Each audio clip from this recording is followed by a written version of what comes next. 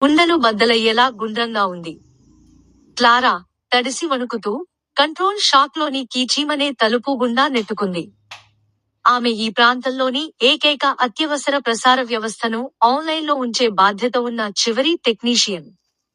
3 రాత్రుల క్రితం ఆకాశంలో వింత కాంతులు కనిపించినప్పటి నుండి బయటి ప్రపంచం చాలా నిశ్శబ్దంగా ఉంది. చాలా నిశ్శబ్దంగా. ఆమె బూట్స్ కాంక్రీట్ నేలపై గిలక్కాయి. ఆమె కన్సోల్ను ఆన్ చేసింది. పరికరాలు గుండ్రంగా శబ్దం చేశాయి, కానీ సిగ్నల్ మీటర్ చదునుగా ఉంది.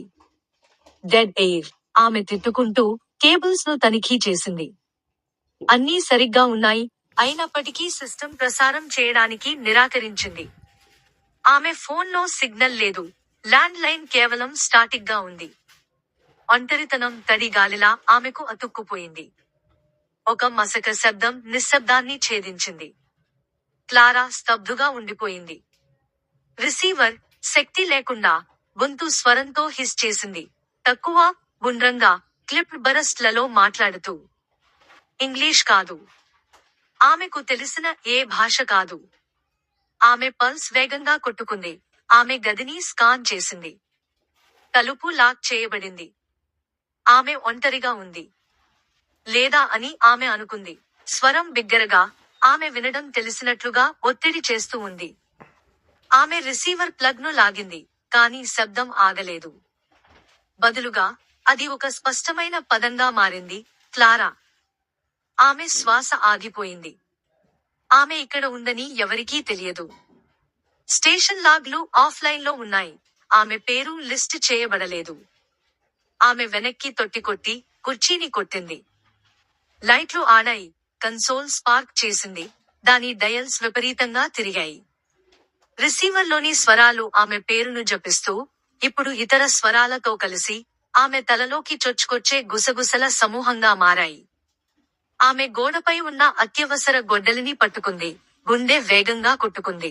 తలుపు గాలి ఆగినప్పటికీ గట్టిగా కదిలింది. బయట ఏదో ఉంది. లేదా లోపల. గాలి బరువై, మెటాలిక్ రుచితో గట్టిగా మారింది. కన్సోల్ గ్లాస్లో ఆమె ప్రతిబింబం ఆడింది. ఆమె ముఖం కాదు. కానీ ఏదో వేరే, చాలా కళ్ళు ఉన్న ఏదో. అత్యవసర సిగ్నల్ ఒక్కసారిగా ప్రాంతమంతా ఒక పదునైన టోన్ను ప్రసారం చేస్తూ జీవం కోసుకుంది. క్లారా యొక్క అరుపు రిసీవర్లోని స్వరాలు గాజు పగలగొట్టినట్లుగా నవ్వుతూ మునిగిపోయింది. టవర్ యొక్క ఎరుపు బీకన్ బయట ఆమె గుండె కొట్టుకోవడంతో వేగంగా, ప్రకాశవంతంగా పల్స్ చేసింది. అప్పుడు, నిశ్శబ్దం. కన్సోల్ చీకటిగా మారింది. తలుపు కదలడం ఆగిపోయింది. క్లారా, గొడ్డలితో చేతిలో, చీకటి షాక్లో వణుకుతూ నిలబడింది. ఆమె కదలడానికి సాహసించలేదు. తెల్లవారుజాము మొదటి కిరణాలు విండో గుండా జారిపోయే వరకు కన్సోల్ గ్లాస్ను బయటపెట్టాయి. గ్లాస్లో, వేలితో చెక్కినట్లుగా, ఇలా రాసి ఉంది: నీవు తదుపరి